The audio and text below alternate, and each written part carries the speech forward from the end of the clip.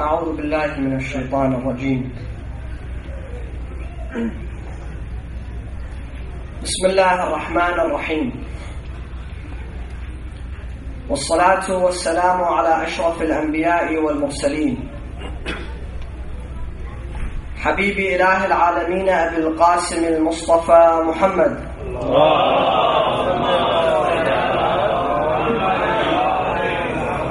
صلى الله عليه وعلى آله الطيبين الطاهرين المعصومين المكرمين الغرر الميامين الذين أذهب الله عنهم الرجس وطهرهم تطهيرا.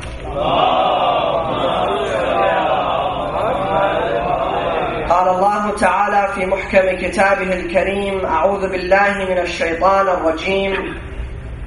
بسم الله الرحمن الرحيم.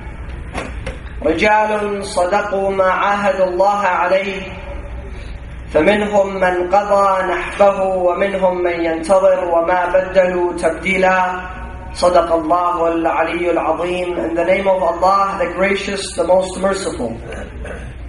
May the peace and the blessings of the Almighty Allah be with and amongst all the prophets and messengers, including the last and the beloved, Muhammad, and his honorable and dignified and purified progeny, respected brothers and sisters, elders and friends. Assalamu alaikum wa rahmatullahi wa barakatuh. Amongst the great companions of Rasulullah sallallahu alayhi wa alihi wa sallam that later on recognized his leadership to be embodied in Amir al-Mu'mineen wa Mawla al-Muwahhideen Ali ibn Abi Talib was a man by the name of Qais bin Sa'd bin Ubadah. Qais is one of the most honorable companions of Rasulullah. Qais' father Sa'd came and accepted Islam and converted to the religion of Islam in the famous story of the peacemaking of Rasulullah between the two tribes, Al-Aws wal-Khazraj. When Rasulullah migrated from Mecca to Medina, there were two main tribes by the name of Aws and Khazraj that had long disagreements with each other. The reason behind the disagreement is mentioned in the books of history. However, for many years, those two tribes were in battle, and they used every opportunity to strike at one another. Sometimes taking each other's cattle, killing one another, taking women as captives within the same city. And when Rasulullah came to the Arabian Peninsula and he came to Medina specifically, they began to convert to the religion of Islam. The head of the tribe of Aws came and accepted Islam, and the head of the tribe of Khazraj also came and accepted Islam. However, they were still not at peace until Rasulullah brought them together and he made peace amongst them. And that is the beautiful thing about the sacrifice that Rasulullah was always making, and the peacemaking that Rasulullah had amongst the Arabs. And when Rasulullah departed this dunya, Fatima Zahra went inside the masjid of Rasulullah and she delivered a famous sermon. Amongst her famous sermon is that she said, "You all used to kill one another and used to worship gods out of wood and used to eat dirt. And when my father came, he changed your lives upside down. And especially when it comes to your acts of worship, when it comes to you worshipping Allah subhanahu wa ta'ala, He changed your situation. After worshipping idols, you now worship Allah subhanahu wa ta'ala the Almighty. So his father, Qais's father, Sa'd, came and he accepted Islam after the peacemaking of Aus and Khazraj, and he left his son Sa'd to be one of the servants of Rasulullah. Sa'd was a young man, and Sa'd was the doorman of Rasulullah, meaning if Rasulullah had an appointment or a delegation or a meeting, Sa'd would make those arrangements and the meetings and allow people to enter into the presence of Rasulullah sallallahu alayhi wa sallam. And he grew up with Rasulullah, and he spent all his time hearing from Rasulullah sallallahu alayhi wa sallam and learning from the last messenger of God. Sa'd is mentioned to have several beautiful qualities. Number one, Sa'd was an extremely brave man, shuja'. And bravery is one of the most unique and one of the most incredible and amazing qualities that may exist in a man. And Allah subhanahu wa ta'ala and His Messenger and the Imams always encouraged their followers to obtain bravery and to be brave. Second quality that Sa'd had was that he was extremely smart. Sa'd says, أَنَا أَدْهَى الْعَرَبِ لَوْلَا الْمَكْرِ, I am the smartest of Arabs. He used to say about himself that I am the smartest of Arabs, but there is one thing that stops me from taking that role, and that is Islam. For part of smartness back then and until today is recognized as cheating. When I know some tricks, and when I know some ways of cheating, and I get myself up there, that is recognized as part of smartness, part of being shrewd and smart. However, Sa'd says, Qais bin Sa'd says, I am the smartest of Arab, but the reason why you've seen me where I am today is because Islam has tamed me, has stopped me, has disciplined me. And in the Battle of Siffin, when they put the Qur'ans on top of the spears and they did what they did, and they made peace, momentary peace between both sides. Qais bin Sa'd bin Ubadah was the first individual to get up and say, "Oh people, you have put the Qur'ans on top of the spears, and you have made the Qur'an the peacemaker between those two parties. However, on this side we have Al-Qur'an Al-Natiq, the Qur'an itself. Not only the Qur'an, but the uttering Qur'an, the speaking Qur'an, the man that illustrates the Qur'an and lives the Qur'an and demonstrates the Qur'an, Ali ibn Abi Talib. Have him to be the judge. Have him to be the last decision maker." But there were individuals such as Abu Musa al-Ash'ari and Amr ibn al-As that did not allow such things to happen. In fact, I have decided that since I have dedicated 30 nights to the greatest of companions of Rasulullah, that later on came to be the companions of Amir al-Mu'mineen, if Allah gives me the opportunity and the honor and the life, in the next upcoming years I want to speak about 30 of the companions that went astray, and the evilness that those companions had, and how they divided the Muslim Ummah. So that we keep a balance between remembering those two individuals. And the greatest of quality that Qais bin Sa'd bin Ubadah was known for was his generosity. He was a very generous man, very generous. Narrations say that he took a trip with the first and the second Khalifa in the time of Rasulullah.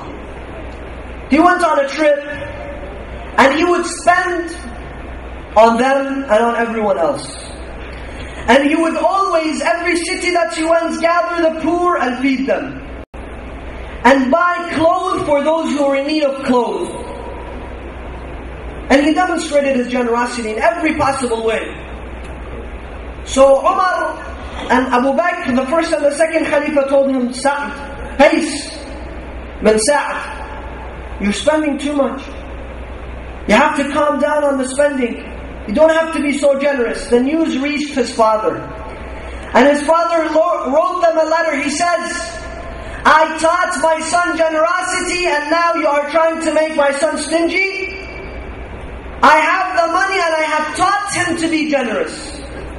And he has learned to live a life of generosity. Do not change my son.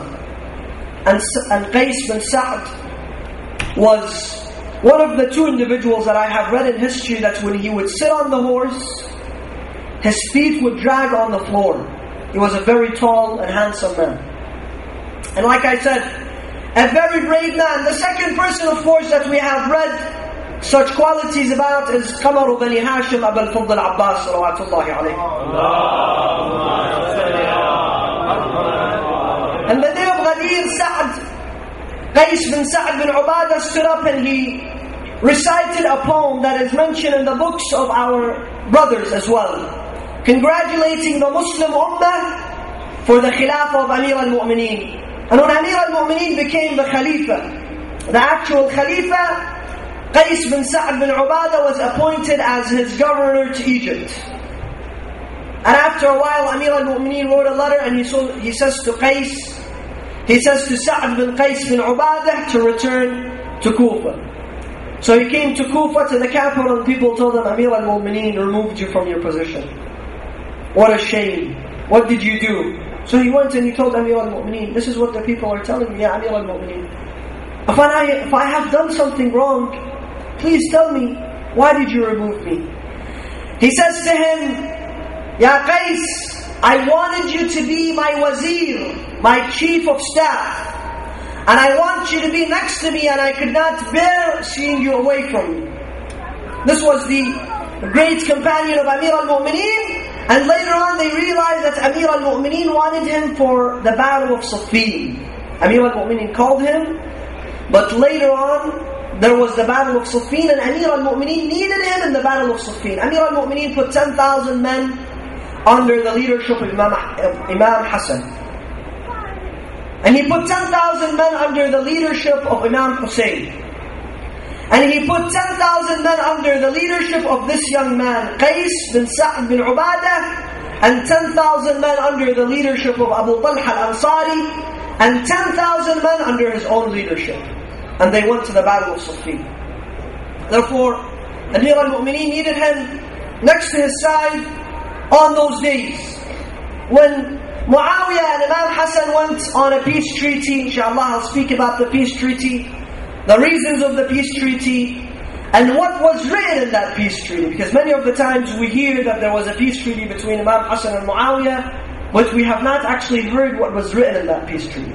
So inshallah I'll speak about that when we speak of Imam Hassan. But when Imam Hassan went in the peace treaty with Muawiyah, Muawiyah told this man, he says to him, listen, the son of Ali is in peace with me.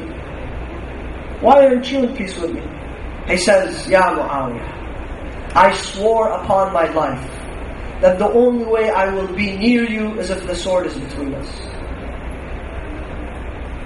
And he never went, and he never saw the face of Muawiyah until the day he died.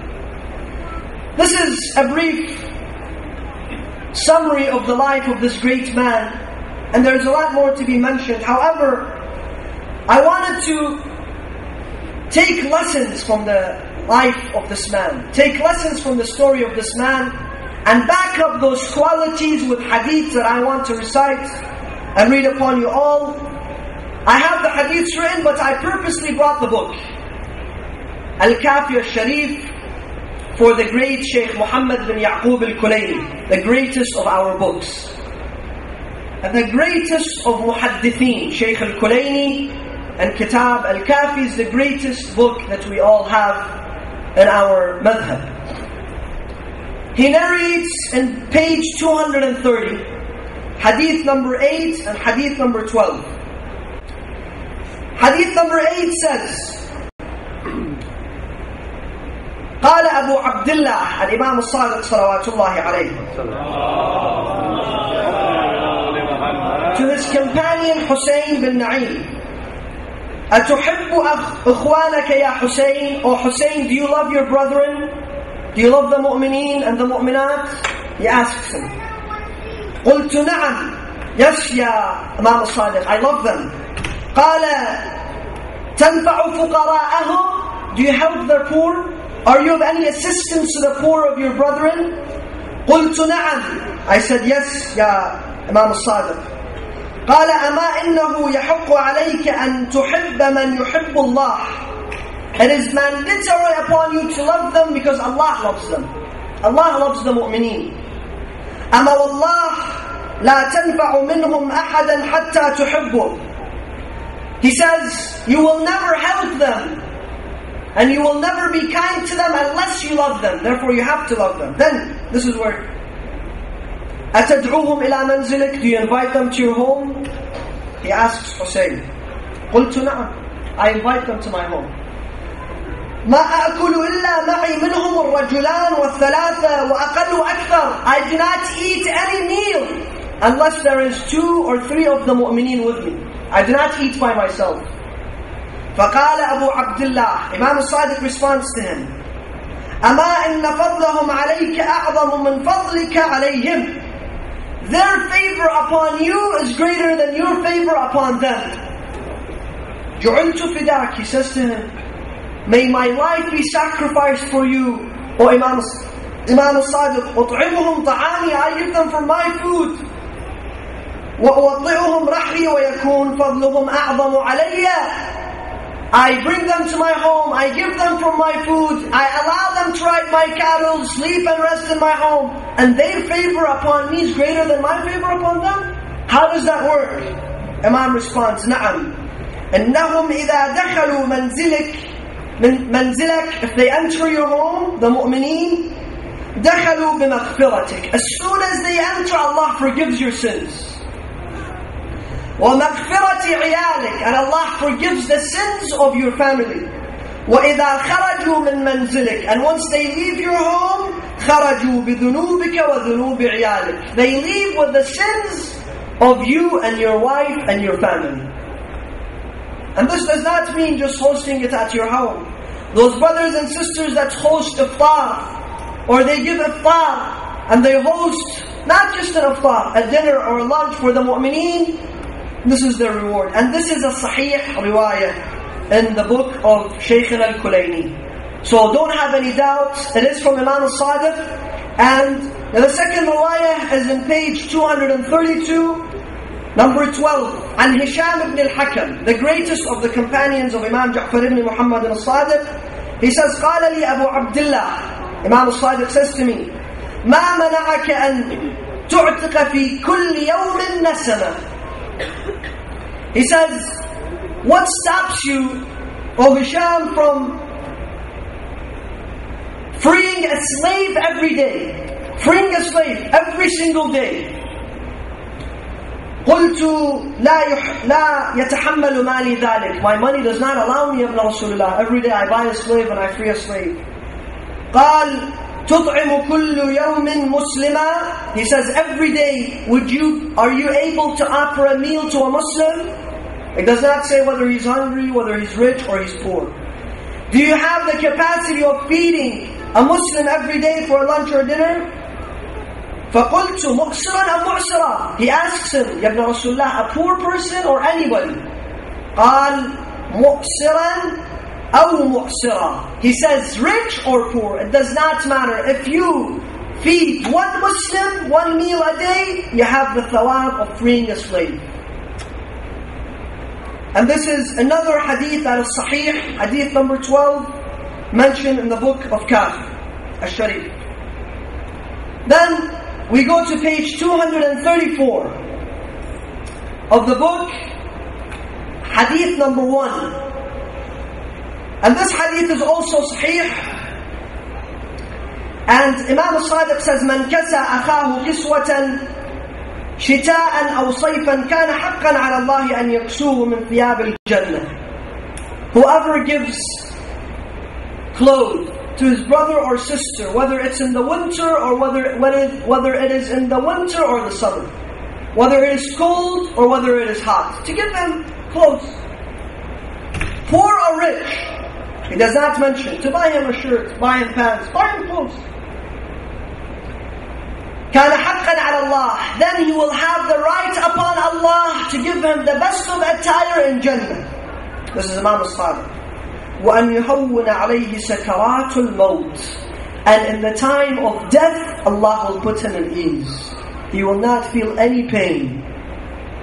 وأن يوسع عليه في قبره. And immediately when they bury him, Allah will expand his grave. Have you seen how small the grave is? Allah will expand the grave. وأن يلقي الملائكة إذا خرج من قبره بالبشرى وهو قول الله عز وجل في كتابه وتتلقاهم الملائكة هذا يومكم الذي كنتم توعدون. And once he gets out of his grave, the malaika and the angels will receive him with mercy and take him to paradise. Buying clothes. Today with $5 you can buy clothes for your brothers and sisters in Pakistan, in India, in Iraq and elsewhere. Hadith number 2, and inshallah I'll conclude. Hadith number 2, page 234, again from Imam Sadiq salawatullahi alayhi. He says, "Man kasa ahadan min fuqara al-muslimin." Whoever gives clothes to the poor of the Muslimin, ثوبا من عري أو أعانه بشيء مما يقويه من معيشته. If he did not have good clothing, then he buys him good clothing. And he helps him in his family affairs, his day-to-day affairs. وَكَّلَ اللَّهُ عَزَّ وَجَلْ بِهِ 7,000 مَلَكٍ. Allah will appoint for every clothing 7,000 angels. 7,000 ملك من الملائكة يستغفرون لكل ذنب عمله إلى أن ينفخ في الصور. For each time he gives one shirt, for each time he gives one clothing, 7,000 angels will repeatedly ask for forgiveness for him until they blow in the sur, until the day of judgment. Look at the thawab that Allah subhanahu wa ta'ala has put forth for the generous. And especially in this month, the month of Ramadan. When you remember the name of this great man, Qais bin Sa'd bin Ubadah, let us also remember the tremendous thawab that this man had by his acts. وَهَذَا وَالسَّلَامُ عَلَيْكُمْ وَرَحْمَةُ اللَّهِ وَبَرَكَاتُهُ.